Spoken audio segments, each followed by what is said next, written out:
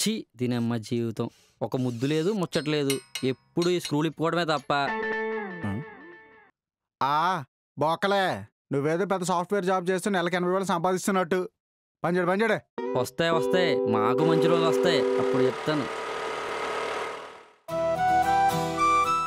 Excuse me.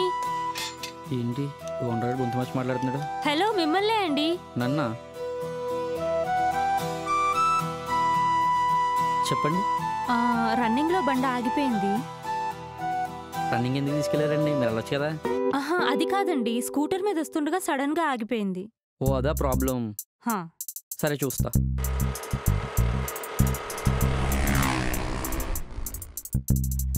పార్ట్లుగా చూస్తే ఈ బండి ఎందుకు పనికొచ్చేలా కనపడట్లేదు. ఇదేంటి? వీడికి స్కూటీ రిపేర్ చేయడం రాదు కదా! ఎందుకు ఓవర్ యాక్షన్ చేస్తున్నాడు? చూద్దాం, చూద్దాం ఏం చేస్తాడు.